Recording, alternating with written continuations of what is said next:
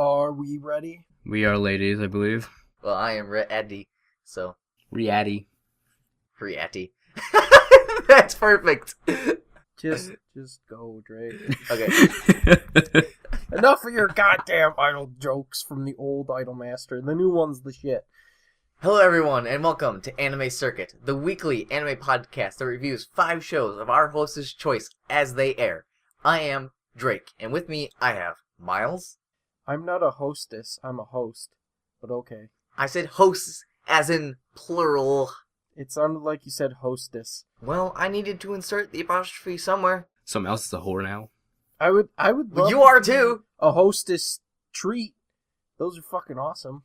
And Will. Yes, I am not a hostess.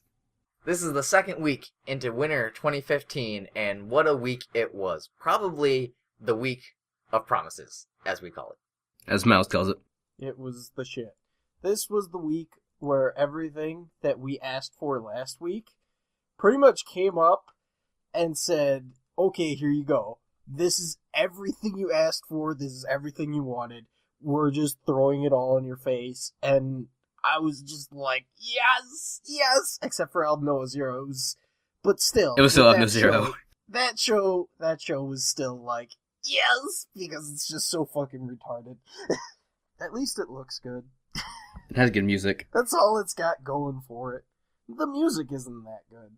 No, but every time you get an insert song, you always just get that hype feeling anyways, where it's like, you don't like the song, but the fact that it's playing just tells you that it's like, I should really be enjoying this moment. And I do. but that's for Aldnoah.Zero when we get there. So let's start off with Parasite. It was a shit. Pretty awesome. So Migi. So Migi. Are you confusing your waifu? We are not talking about Idolmaster, right? Stop involving your waifu into everything you do. So just stop. So Migi confuses me sometimes, and how often he changes his mind, in my opinion, because he does it, I think, actually pretty regularly, where it's like, where he says he's like a creature of logic and doesn't understand a lot of what humans do, and he makes a decision, and then Shinichi stomps him, and then a few minutes later he's like, you know what, maybe I was wrong, so let's do something else instead. So now instead of wanting to kill his enemies, he's like, I've come to this realization that they are a organization that is incredibly small in numbers, so let's take the time to investigate them. Well, I think that's still based upon the rationale. Logic. Yeah. Because it's like, we're not dealing with humans here. We're dealing with parasites. And dangerous ones at that. So let's take our time and make sure that we do shit right. Because if we don't, we're not going to stand a chance when they give us over to the humans. Of course, I agree with this opinion. It's just, I would think that he would have came to it sooner. Maybe. Yeah, maybe. But anyways, so it's a part of Migi's and Shinichi's big investigation plan to bring Uda back into the picture. Yay, the chubby guy. We all loved you. He's awesome. The fucking face. What, his face just morphs? Dude, I didn't even think his face was that weird considering it's just anime, and when I saw it I was like, yeah, I've seen that before. I think is that just the look he's putting on, and then they actually address it as being weird, and I'm like, oh, so this is actually kind of out of universe. That's what's weird. This anime thinks it's not anime? Shame. Oh, and Parasite's name is Joe. Yep. Joe the Parasite. But Joe for, like, Jaws. And then as this whole plan is going down, we get a lot of Tamiya Ryoko. Look, you remembered her name. Yes, it's because I wrote it down. And it's not even Tamiya Ryoko anymore, but that's just, I guess, the name she's sort of stuck with. Because it's Tamura something. Reiko. You know? Reiko. And what was really hilarious was her name still resembling her old name so much. And then Joe saying, yeah, we suck at naming. Yeah, they do suck at naming. Which then makes me think, what the fuck did she name her baby? Did she name the baby? I don't know! Real question. I mean, she had like the nanny over last episode. I mean, you had to tell her that the baby's name was something. No, you don't. Kinda have to. Nah. So, Tamiya Ryoko kind of goes through this development where she learns how to laugh. But what really cracked me up was that as she was having a natural laugh, because her face is fake, as she's laughing, her face just looks all fucking like dead. And then she's like, "Oh shit! Like I forgot to make the corresponding facial expression with laughter." And I was like, "This is." I mean, it was hilarious to just think about all these technicalities that the parasites, have to deal with. Have to deal with, and it was cracking me up at the same time. But at the same time, I thought it was just really, really cool because I was just like, yes, I like to see this consistency in this building of this culture of these creatures, and it was getting me really, really back into Parasite, which I was a little more kind of on the fence with last episode. I mean, there was some stuff I still thought was just kind of the same-ish, like when we were getting into the idea of humans being selfish or altruistic. I was like, yeah, it's all the same stuff you said before. There was the whole, like, literal lecture inside of the fucking episode. Like, I don't really want this. But it was an interesting one. I'll give it that. But it was a lecture. It's just like, look, we have to give you this, so then we can give you an idea of what's going to be happening within the rest of the series. Otherwise, you might be a little more confused. Because the way that they're evolving and trying to understand everything. The parasites, anyways. Yeah, and so so Tamiya goes to a fucking college, gets this lecture, only to realize that there just is no understanding of human beings. Yeah. Because the result of the lecture was saying that human beings are just too complicated. Pretty much. And I like how she used her baby as a shield in the next scene. Yeah, I was like, what a bitch. With something that struck me though, this was the interesting line that struck me.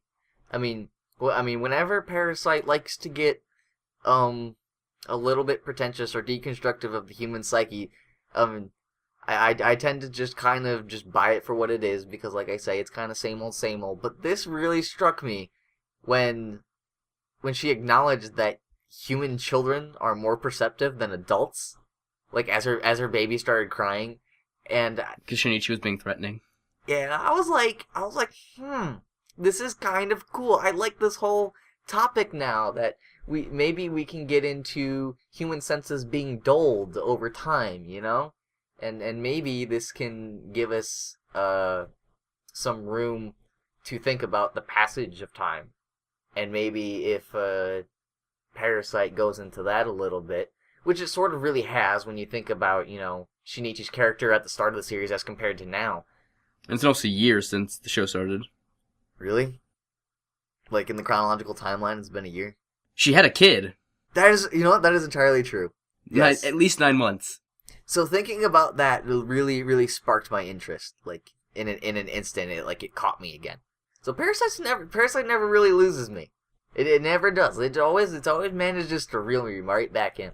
Feels like a slower moving show when in fact it's like really fucking fast in terms of its actual timeline. We're only given like a couple seconds of each day.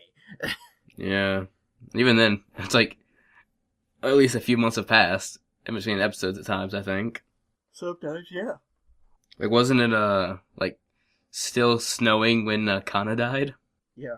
And now it's like, it looks like they're perfectly warm. So then, after Shinichi's confrontation with Tamiya, he loses it. Basically, yeah, just fucking loses it. I mean, he runs out of the school, just announcing everyone else as humans. Get out of my way, humans. I'm like, whoa. Yeah, that was a little crazy. It's like, whoa, wait, what? Is this how you think of yourself now?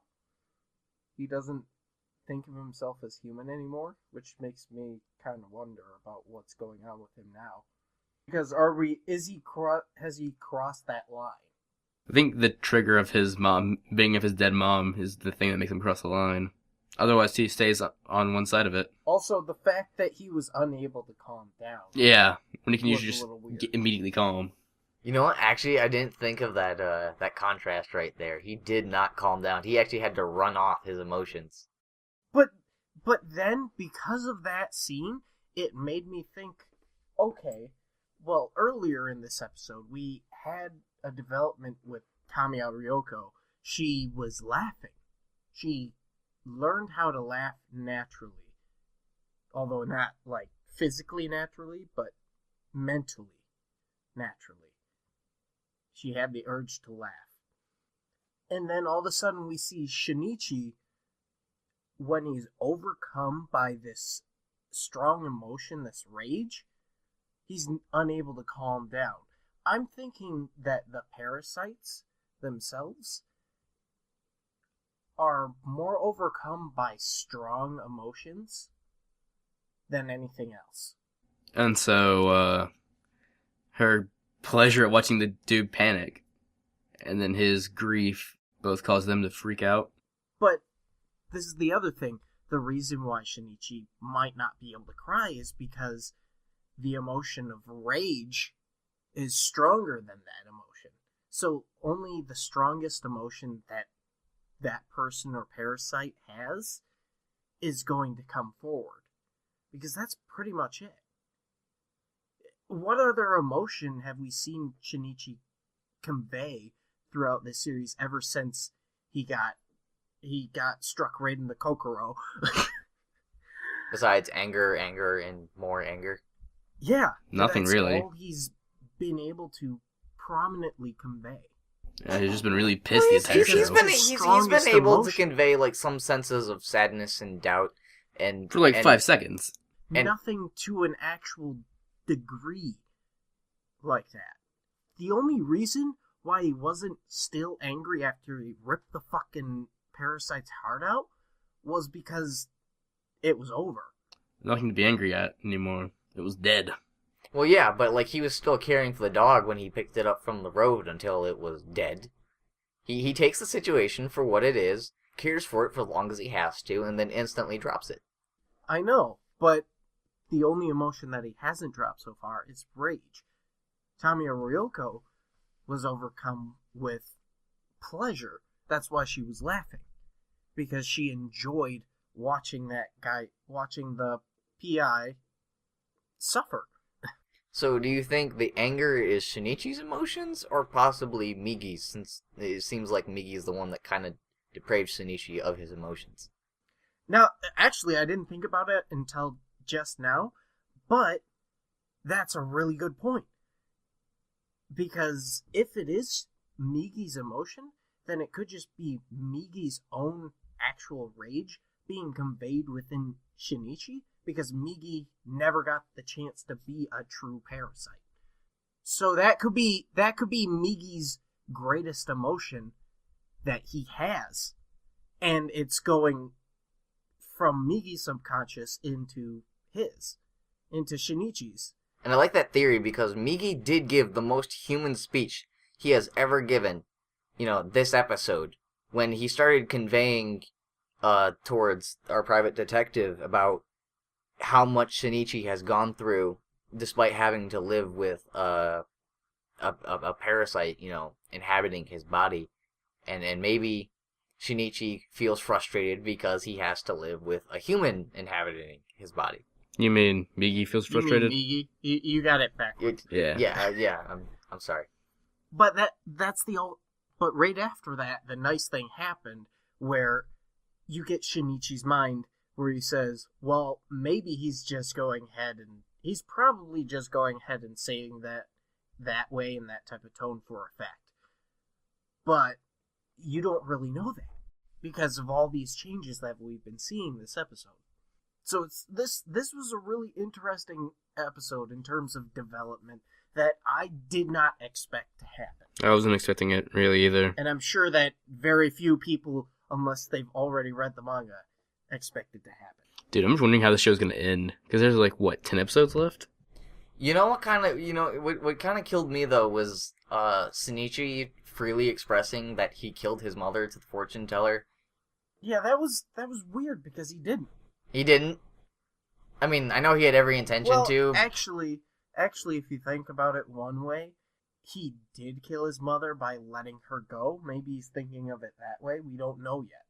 We won't know until that episode. Or it might be the old Shinichi, like pre-Migi, like buffing his heart. The person who caused the hole in his heart now is the old Shinichi. That's the thing I was thinking of. And not his mother? Yeah. I get where you're coming from. It doesn't sound very likely, but I get where you're coming from. Just an idea I had. I wouldn't say that would be it, but we don't know. You might be right, because literally we've been this whole fucking week has spun us on our heads with what we've been thinking. Except for Aldnoah. Aldnoah was pretty on spot of what I expected. But everything else, even Idolmaster, kind of turned things on its head a little bit. It did. Mm-hmm. So, do you want to get to that now? Next episode. Move on. Okay, so Idolmaster Cinderella Girls. Episode 2. Episode my deuces. Oh my god. So, staying on the topic of things that really, that kind of made me go, what the? Apparently, Producer's On is an actual fucking hard ass when it means business, you know? So yeah. he's like, You're late. He's in 346 right now, and he's like, you're late. Don't ever be late again. And when they're doing the photo shoot, he's like, these pictures suck. He's just like, no, that's not how we do things here. We're gonna do them right. Do it again. It's just like, dude, yes. Is that I was like, Producer's On, I'm so sorry for making fun of you last episode. Dude, the problem is, we can't make fun of him this episode. It's like, you were the gimmick for this show, but this episode, you weren't there, man. Where were you? We needed you. I mean, I can understand why he's like a hard ass, though. I mean, look at 346. This place is fucking gigantic. So considering the studio's size, you know, and how much shame it seems to put to like 765, and I would even think maybe like fucking 961. Like 961 was just a tower. This place is majestic. This place is heaven. It's a castle. It is literally the castle. This is Cinderella Girls, bitch, and this was a castle. I mean, the second you walk in, and then like there's the desk, and then all of a sudden, wherever you go, there's like gardens, there's and like cafes, chairs, and spas, and everything, and massage parlors. And I was just like, what? Money. What is this shit? Oh man, it was so good. The way this show draws its parallels by being the exact opposite of the original Idolmaster show just makes this so much fun to like watch and to like see all this and be like, man, that's so different, and that's so different, and that's so different. And I really feel like you wouldn't get this same experience without watching the original show. Yeah. That's what's making that's what's making Cinderella Girls so great right now. So during this, what is basically a tour of this studio, you know, that Yuzuki, Rin, and now Mio took upon themselves. I was actually really liking Rin during this entire scene, like basically the first half of the episode, of just sort of Rin just sort of sitting back, you know, kind of being casual or smiling every once in a while with her hands in her pockets as she just kind of watches like Yuzuki and Mio and be she goofy, just goes, and what the fuck is this? and she just kind of goes with the flow of things, you know, but like at the same time still being pretty cool, and I'm like, I really like you. You're growing on me. I like you. I like how you're just sort of in your own little world, and I felt like I could actually kind of project on her a little bit. And I was like, finally, like the first Idolmaster character that feels a little bit like a person. What? Is this even possible? Oh, I just want to make a quick note. Ever since the fucking Idolmaster movie, I think that they got like a lot of shit. For fat girls? I think they got a lot of shit for making the fat girl joke. And so now they included a slightly chubby girl into the idol group. Not only slightly chubby, but they also added Goliath. Goliath. Yes. And the lolly. Like actual... This lolly was so lolly, like you would actually think she's like 3 years old. She might be. She's a neat. She's 17. What? What? Canon. Canon. Are you fucking kidding me? What even is this? Cinderella Girls is just having so much fun with just being so abstract and weird. What? And it's such a great comedy for doing so. This is really, really good stuff in terms of entertainment. And then, like, speaking of, like, other weird characters, so like, when we're still, like, touring, like, the studio, Rin catches a glimpse of Rika, who is apparently, like, a tree ninja. Fucking, like, out of nowhere. She takes one glance at her. She's like, hey, what's up? Waves back. She's like, the fuck are you doing up there? She looks over. Then she looks back, and she's fucking gone within, like, 2 seconds. It's like, what the fuck? At first, I thought she was gonna be a fucking ghost, and that would be fucking hilarious if there was a ghost idol that just fucking haunted the place. Why not? We already have aliens. So, anyways, and then there's this really great self-aware line from Rin There are where too she many says idols. that there's too many idols, and I was like, yes! Like, I've never heard words idols. so true ever spoken in my life. How do you remember all these names? And then kind of after all that's done, we finally get this character introduction montage of all the other girls of the Cinderella project, and I sure as hell ain't gonna fucking list all of them, but the ones that stood out to me the most were Anastasia, or Anya for short, for being really, really, really, really pretty. And then Rina, who was like the like rock girl. Yeah. I was like, I love her design. She is the replacement for the Yeah. girl. That's exactly what I thought when I saw her. You thought of Makoto? Makoto. Yeah. She is Makoto in rock form. But, like, I think, like, even Rina has, like, a better design. Because, like, this girl is full on just rock, dude. Like, in her clothes and in her hair and everything. And, like, she just looks so cool to me. And I'm like, yo, this girl is gonna be a bro. The one that I want to find out more about, just to be like, what the fuck is this person talking Goliath. about? No, is the fucking vampire bitch with red eyes. Like, beet red eyes. Like, what the fuck? She's a complete vampire. Like, gray hair, everything. It's like, You know, I really liked Dude, what the fuck? liked Ronco's design. And I was even thinking of, like, getting, like, this Ronco figure that looked really, really, really good. And I'm not kidding. I mean, like, I don't remember what it was. It was the 5th anniversary edition, I think. This figure, but anyways, of Cinderella Girls. But regardless, this figure was really awesome with like an awesome, you know, just awesome make and you know an awesome outfit and this fantastic base. And I was like, yo, this craftsmanship, I love it. I really want to get this. I really want to get this figure. And then Drake will buy anything anime as long as it looks good. He even has a Sword Art Online sword. yes, I do. My friend has And one. I don't like Sword Art Online in the least little itty bitty bit. Like I negative like Sword Art Online, so You negative like it. I negative. I mean, like I bought a So- model of Benehime from Bleach, which was Urahara sword. Hey, Wanna know when what things are cool, figures things are I cool. have? I can't deny it. What, Miles?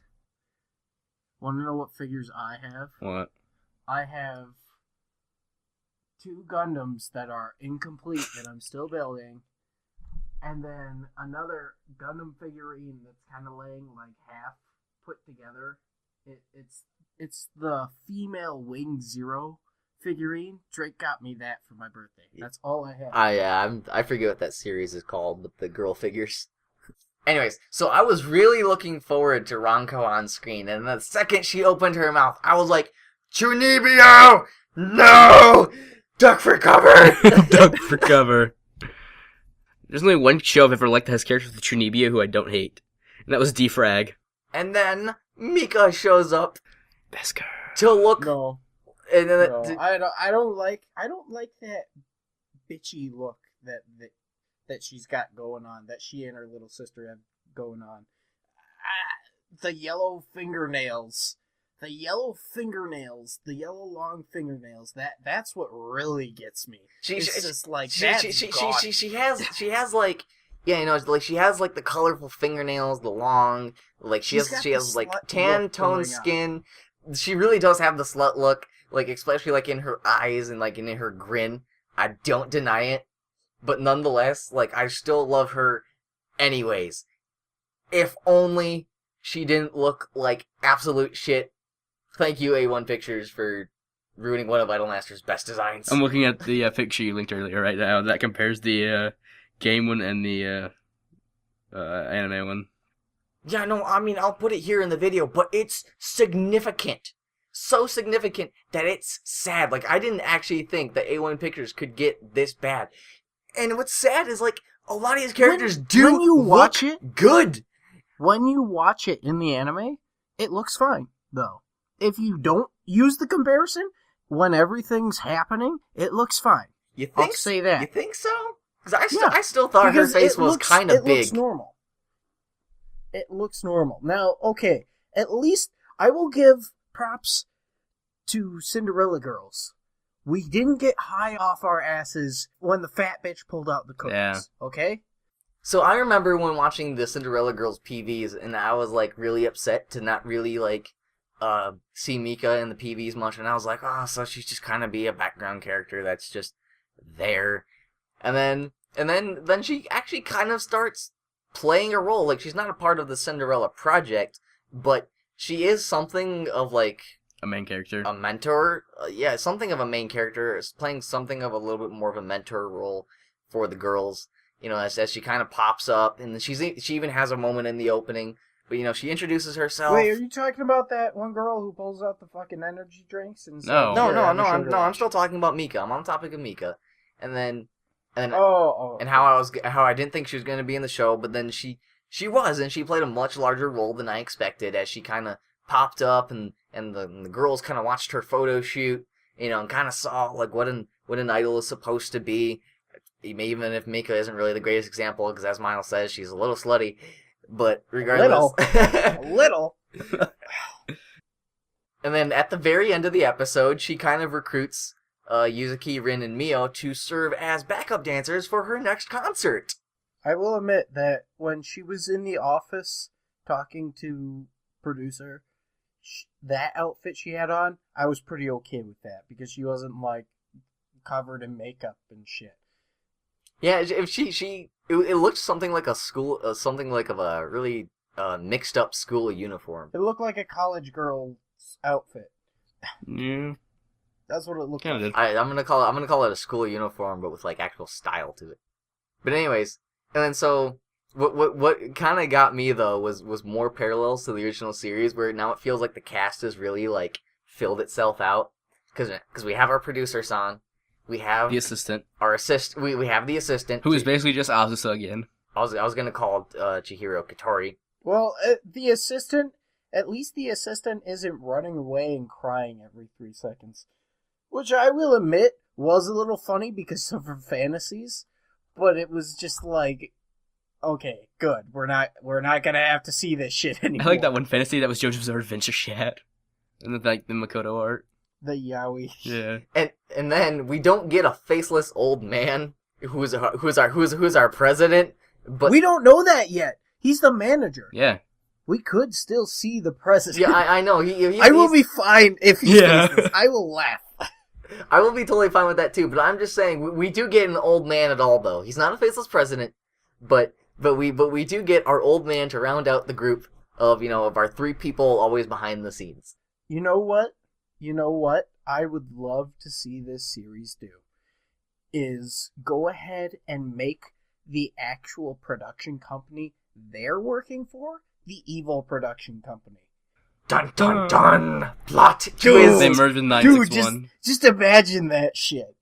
Like, having to see all the idols go through, and then at the very end, you actually see the president, and it's the old president, the old evil president, who's the president of this one, and you're like, no!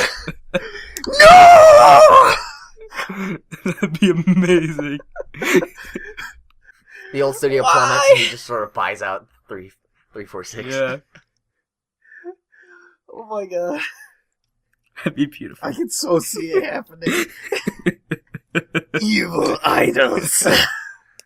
Oh, this show's a lot of fun. Yeah. Well, there was not enough producers on this episode. We'll probably get more of them, but we're gonna have to expand upon all the other characters. We're gonna expand upon the girls, and you know what? During that photo shoot, I thought it was a missed opportunity to not get Rin spiking that ball. Yeah.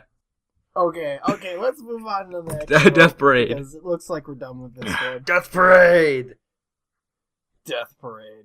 Dude, this show just threw me for a fucking top. Oh my god. It just flipped everything over. Everything I thought about what the ending was just got flipped over, and oh, it was Absolutely so good. 100% true. Like, wow, this is not Every the anime I fucking expected question it to we be had at all. Every question we had was answered on the But spot. it opened more questions. It opened more questions, but It did it in the perfect way. It gave us this clear fact that this is a story that is going to be told about the flaws within the system and the flaws within our characters. Like this, there's a linearity here, and we're going to explore it. We're going to explore this world. We're going to explore the characters, and just how everything, not how everything works, but more so how everything isn't working. Yeah. How Deckham completely screwed up. Yes, and how, like, he reads things too literally because the way he sees it, that, like, death is already, like, the worst possible thing you can get, so why would you lie? But then Machiko still lies. So he believes her. And it is actually stated that Machiko deserved the reincarnation, and he gave her the void because he himself is flawed. I mean, this system is basically more or less just run by juries in a courtroom. Yeah. These people don't know any better. Also confirmed that it's never decided when you walk in like you had guessed. They make the judgment in the room. They make the judgment in the room. I mean, they do receive The memories and stuff? They do receive the memories to help influence their judgment, but they have to also see how they act during the game. Oh, and fun fact that Quinn Deckham, the bar, is on the 15th floor of whatever this establishment is. Mm-hmm. Okay. And Quinn Deckham is actually 15 in Latin. What? That's awesome. I also did a little bit of research on that in terms of, like, 15th floor or stuff that happens on the 15th. Apparently, one of the biggest Buddhist holidays is on the 15th of April, and on that day, it's 100,000 times, all of your choices have 100,000 times greater meaning to the rest of your life than any other day. And then I also saw a little excerpt, like one of the 15th story from Buddhist scripts, and it was like, it talked about a king who had a prince son, and that prince son wanted to have a place of luxury and everything for himself where he could have whatever he wanted. And I kind of think, okay, then we can relate that place to the bar area, because everything about that place is nice, and it's what... Except for the puppets everywhere. But think Deckham is that prince.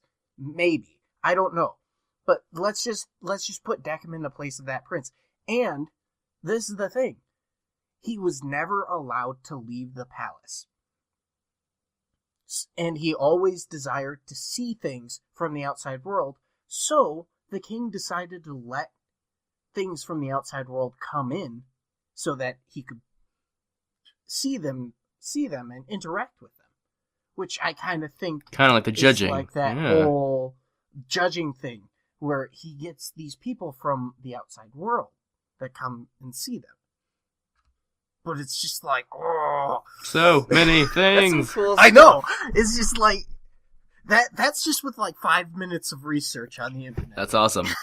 Just type in Buddhism 15, and then you'll just get some weird shit. I got some weird shit myself, like looking up the book that's that's in the opening, No one was reading? the Chow Wat or whatever. That's end of ending, like she picks it up. I tried looking it up. I couldn't find it. In the opening and then at the ending of the episode, one theory I heard is that it's not Chawat, but it's okay. This is I don't know how to pronounce this, but it's not a CHAWOT, but like a CHAVVOT, and there's a book, CHAVVOTYAIR, so like Shavat Yer or something. But anyways, I mean those are two separate words. But anyways, and that is a book, it's a Judas book that deals with, or a portion of it deals with abortion, and there was some topics that got into that because we don't really know the fate of the baby. The baby was dead.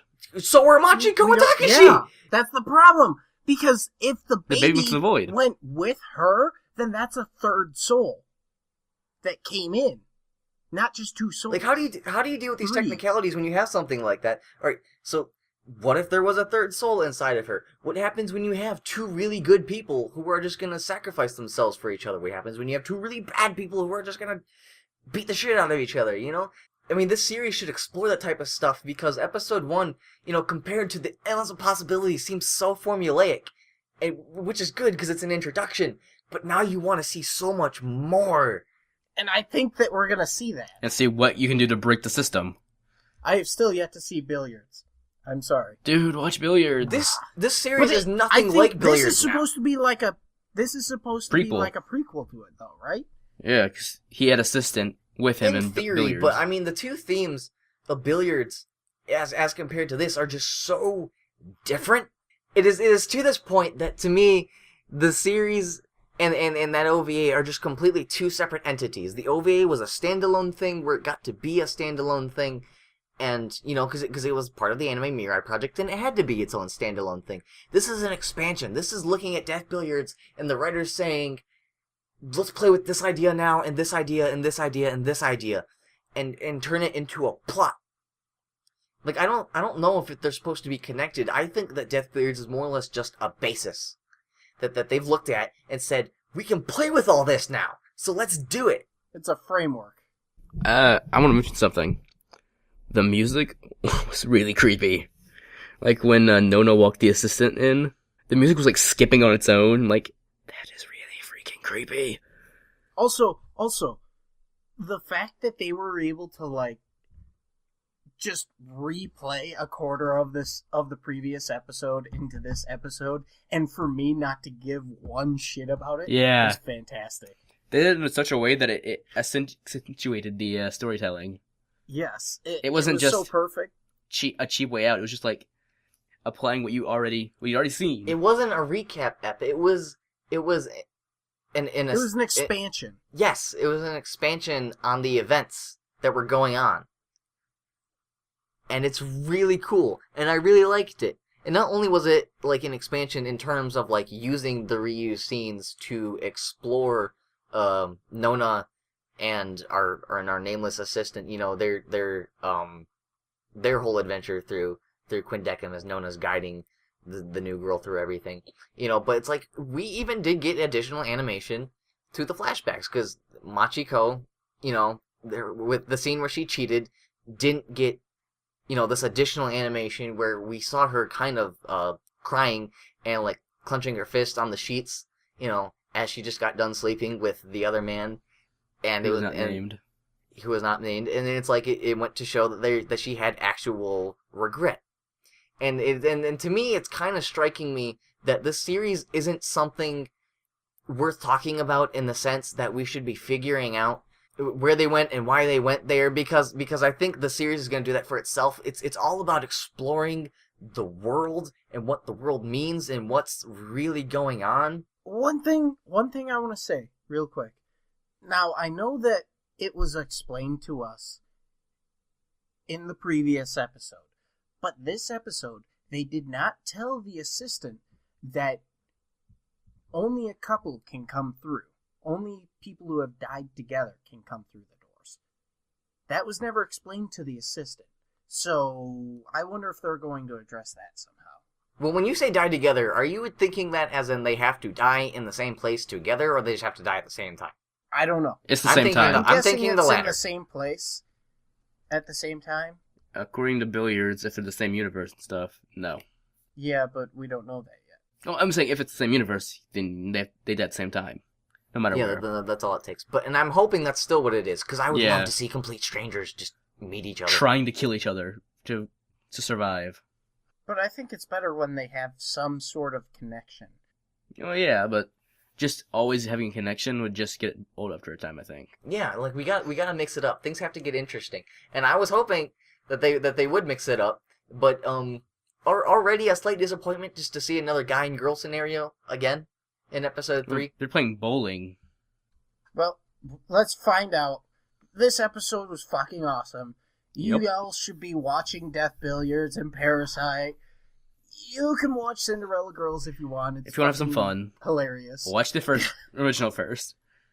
Let's move on to the next show. X2. Much better than episode 1. Yes. Far better. This is what I wanted episode 1 to be. It's the best OP of the season that isn't Death Parades. I haven't seen any other openings that are good this season. Though I haven't watched JoJo's yet. I haven't watched any of JoJo, so I don't know what you're talking about. I guess I would kind of have to agree with him.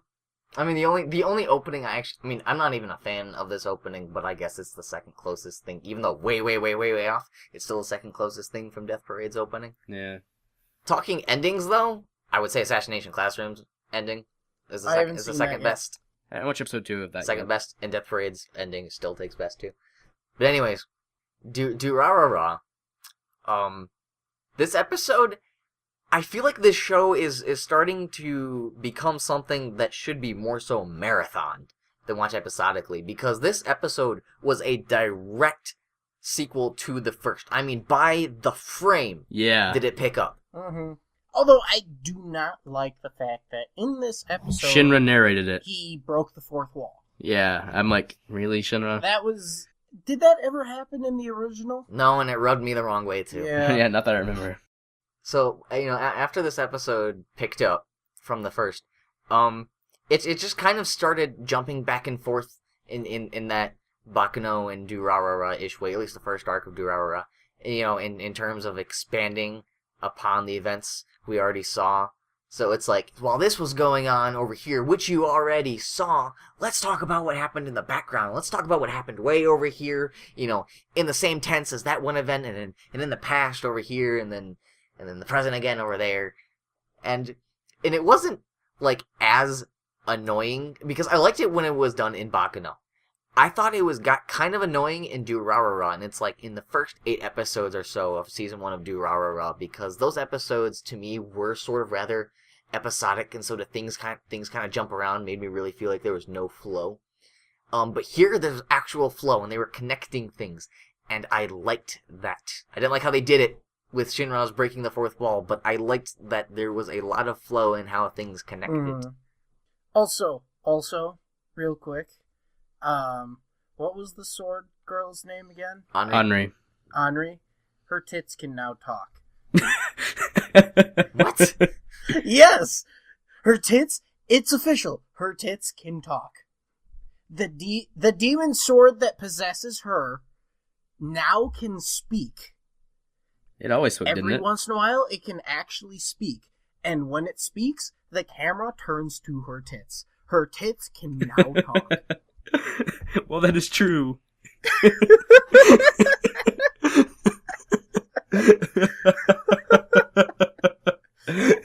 Not something I particularly noticed or paid attention to, but alright. It was just the one thing that just stood out to me. It was just like, seriously? Okay, so this episode, we got some new characters and expanded upon them fairly well. I really like the way that they were presented. I like Alba. It's kind of cool. The blue-haired dude? Yeah. Who just, like, gets the bitches. Yeah. Like, out of nowhere. And not just any bitches. Izaya's little sisters. And I gotta say, those two Oh my god, those two are now my favorite. They are a waifu pair. They are fucking fantastic. I loved every second they were on the screen. I love when she tried to shove tacks down the girl's throat. Dude, she just fucking jumped on the bench and she's like, nope, not taking this shit. Alright, who's in charge? It was so good. Shit, I'm trying to shake him in her mouth. And then the other bitch fucking made her backpack explode. Like, what the fuck? Yep, Isaiah sisters. How crazy are their parents? I don't even think they probably had parents. And considering Isaiah's a fucked up motherfucker, I'm pretty sure that he fucked them up too. No. Because this season, we're seeing parents. We are seeing parents this season. So now, what if we see Isaiah's dad or mom just pop up at the end of the series, and it's like, oh shit, the real mastermind! Yeah, and Shinra's dad is involved in a lot more than I ever imagined he would be. He used to hold Saika. Because he knows all this fuck about, you know, Henri and her sword, and I was like, so Drake, what he role had are the you sword going before to Henri. play? He was the previous owner of the sword. Yeah, apparently. But was this established in season 1? I think it referenced it or something. I don't remember him ever playing that much of an important role in season 1. I remember him popping up, saying some things, and then just taking off. And I was like, why is he even in the opening? I remember one or two things he had that was fairly important to the show. Maybe like some exposition stuff. Yeah. You know, I still can't really see. I mean, this is set up all over again. But, I mean, the fact that we have to set up things all over again rather than kind of continue on from what we left off on really makes me wonder just where the fuck does this show, like, actually intend on going? Because, I mean, it was promised, you know, by Studio Shuka that, like, this would end on, you know, we've kind of been covering Durarara in arcs, but supposedly, like, what we're gonna cover of Durarara is, like, the first big main storyline. Like, they're gonna finish that. And even if Durarara ends there, I mean, I will be happy just to see something really conclusive, and if things just kind of go on from there just to do whatever the fuck they want, you know, Baccano style, I'm totally okay with that, because light novels are light novels. You know, apparently the Baccano light novels are awesome. They, like, go to Alcatraz and stuff. But, like, I still can't see the ending. Like, what is this big major story that, you know, like, makes up the first set of Durarara? Like, supernatural shit with... Involves the zombie guy. He's still, like, the masked dude, I bet. Yeah, I'm pretty sure he's Hollywood still. But we don't know yet, so we have zombie guy, Hollywood, the really tall guy. Pretty sure zombie dude is Hollywood. Yeah, we don't have confirmation, though. And then, what else is there that's kind of important so far? There's the guy with scars in the opening, and the guys who kidnap Shinra at the end of the episode. You know, I'm still waiting for Shizuo to get his lolly. That's funny, because Shizuo loves sweets. Like, always had, like, candy or something in the first season. Yeah, because he's not smoking, he's sucking on a sucker. Because he hates violence. And then he beats two guys almost to death with a bench. I'm pretty sure he beat that dude to death. He didn't even fucking give him a chance at the very end there. No, the guy walked away. The guy managed to walk away to Isaiah's sisters and beg for Russian sushi. Which means next episode, we get Russian sushi back. It's gonna be amazing. Yes. Yeah, Simon's not in this opening. He's not? No. He's in the ending. Oh, he is? He's in the ending, but he's not in the opening. So he's probably not going to play that big of a role this season. Not that I ever really thought he did from the start to begin with. He never did. He was just the gimmicky character that it was like, he was Russian. He's the one dude who could stand up to Shizuo and stop Shizuo from going berserk. Like, I feel like that was his role. Like, he was just the plot device that stopped Shizuo from destroying everything. But now I think he's a little more important because all of a sudden this new dude asks specifically for Russian sushi. Alright, so that concludes our thoughts on this episode of Durarara X2. Durarara X2 Exclamation X2. Because it's not Season 2. And you know what else isn't Season 2? But Episode 14, Aldnoah.Zero. Aldnoah.Zero. Slane's a playa. Slane, I love his fucking character just because he's still batshit crazy. But he somehow manages to convince me to believe that he's justified in some way. I am convinced that he is justified in his own way. Even though it's fucked up. I've been justifying him the entire time. I like Slane, and I like I do too! And Slane's the best fucking character! And even Cruteo. I think his name was in the last season, I justified his actions too. I mean, he was an asshole. He was probably one of the biggest Martian assholes, but I understood his logic. He wasn't just a mustache-twirling, I am evil. He was a Martian with depth, despite still being, a bad guy. And then, Sazbum. Killed him. Yeah, he did. I mean, there are good characters, but all on the Martian side. Yep. It's only the Martian side. It makes us want to root for the Martians, and we know the Martians are completely fucking evil now. They are completely fucking evil, but they're all, justifiable in their evil actions. I like every one of them. I mean, I like all the Martian main characters. I mean, the guys who are just cannon fodder can go fuck themselves. I hate all of them. Because, evil. Oh my god. No, this fucking... Alright, let's switch over to the other side now. Inoho! And his goddamn RoboCop eye! Oh my god! So OP. No, but Inoho's fucking RoboCop eye pisses me off. What can't this thing measure? It measures her weight. This thing can measure sound. His eye can measure sound. It measures sound and stress levels and weight and fucking gravity and all this shit. I don't. That I can see it the way I can see it measuring sound is if it translates vibrations in the air that it can see. How do they have the technology to even see that? Well, apparently they have enough fucking technology to make robocasts that can break steel. So honestly, the one thing this is one major question that I have for this series is why don't the Earth forces have small, compact, human-sized suits just fucking made for that shit? Like Iron Man? So then basically give them fucking Iron Man suits, give them fucking, what is it, the Groundhog Day shit? All you need is kill suits. This is the first step into that evolution because his eye is just a prototype. No. Our excuse for why they can't mass produce this fucking thing. They've already got the outside skeletal things that will fucking wreck shit and are super strong and powerful. Yeah. Why don't they give that to just regular soldiers so they can go around beating the shit out of people and just have little spy units that go into all the little ships and just they're like, nope, fuck you. Probably because the Earth soldiers suck so much that even with it, they still wouldn't hit anything. They'd miss each punch.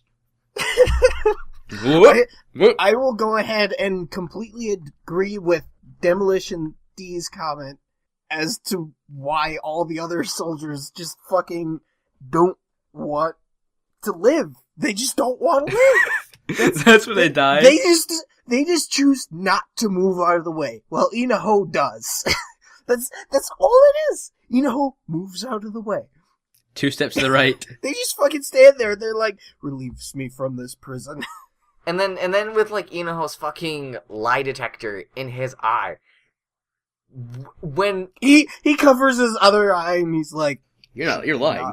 You're telling the truth. Like, what the fuck? This bitch, whatever her name is, because I forget, and I honestly don't want to remember. Riot. What was it? Riot. That name. R-A-Y-E-T. When Inko fucking runs out of the room going, Baka! And then she steps in, and then she, calls, Inoho an idiot. He's just like, you're telling the truth. So I'm like, so how does that influence your opinion about yourself? Do you accept that you're a little shit, or not? I saw something about, that the less human he physically becomes, the more human he mentally becomes, as a theory. The opening killed me. I laughed so hard seeing that opening and him actually kind of crying as Salem kind of just symbolically disappeared, and I was that was more emotion than you've shown in any scene combined. I was like, this is the most emotion we will ever see him ever fucking emote, where the writers and directors can't fucking touch what the production studio does. It'd be good if he was just stone-faced, reaching out for her, no, Salem, no. I like the new princess better, To be honest, she's not as fucking annoying. Yeah. She's not as waifu material. She's more waifu material, Yeah. if you ask me. Just the way that she looks. No, this and girl's the way like she's conniving. I mean, Better than Salem good was two just shoes. written to be this perfect Mary Sue. But I don't want that! Yeah, well, I'm telling you that, you know, who's more sellable is my point to the common Japanese man. Salem. Precisely. This girl has depth. I kind of like her. Salem had fucking Nothing. neck thing that went up past her fucking head that didn't make any sense. It looked gaudy and stupid as hell. I liked her hair. I liked Salem's hair. That's It was nice. the best I can say about Some her nice hair. characters. I liked her hair. Her dress was fucking retarded. She was the flattest she was probably even more flatter than Inaho. Because at least Inaho was like... Emotionless. She was one note. Yes! Never This change, fucking Aldnoah. show. Never. No matter how bad the show Never gets, change. I will always love the tagline. Let justice be done, though heavens fall. The heavens fell when this anime was fucking made. Let justice be done. Though heavens fall. Because I'm the Batman. Inaho was so OP this I'm episode. Batman. Oh, that's right. Slain evolved from bat to gull. And I'm like, this is some interesting evolution you're taking here. Is it like Wingo becoming Pelipper? What does that mean? Why don't you just call him a Crobat? That works better. I don't know what the fuck this was, and I don't know what the fuck these characters are saying half the time. You've Go, evolved Nick, into go. a gull.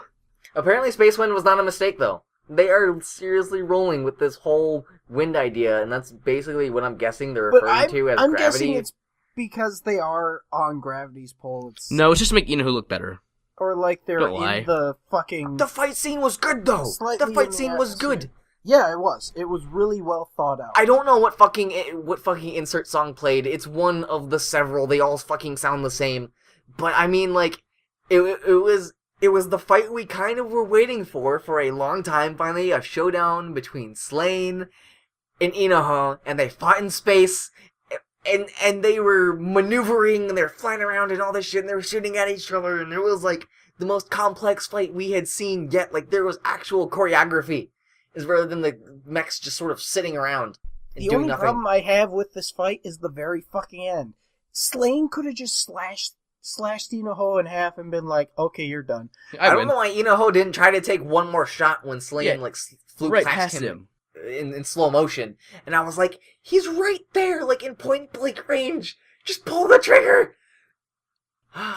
So, fun week.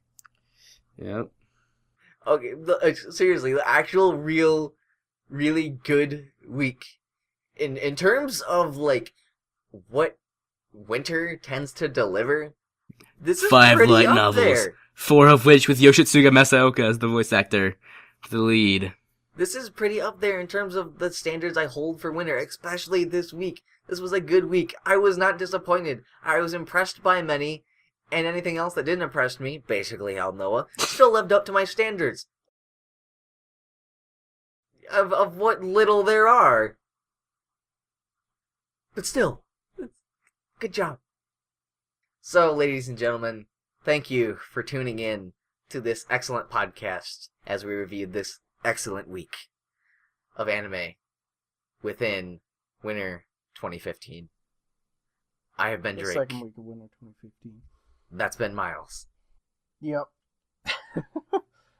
And that's been I Will. spent the fucking past day and a half just working on the fucking intro and outro, so you guys better fucking like it. And that's been Will. Miles, you cut off my segment, jerk. I don't care. You wanna You fight? stole my joke at the beginning. Shook did I steal? Fuck you. What joke did I steal? End it right when I say fuck you. There you go. So stop recording? I guess, but I mean, like, Miles always cuts you off, though, like, all the time. Like, you never exit, Will. You always just insult Miles. That's the way every episode ends. And then I just come back like, no. Yeah, no, I cut out like you two interrupting each other at the end, and it's basically like I'm trying to make like words, and then you two like talk over each other, and so like Miles gets like 3 words while Will just gets like 1, and then I'm just like, I guess that's how I'm leaving it.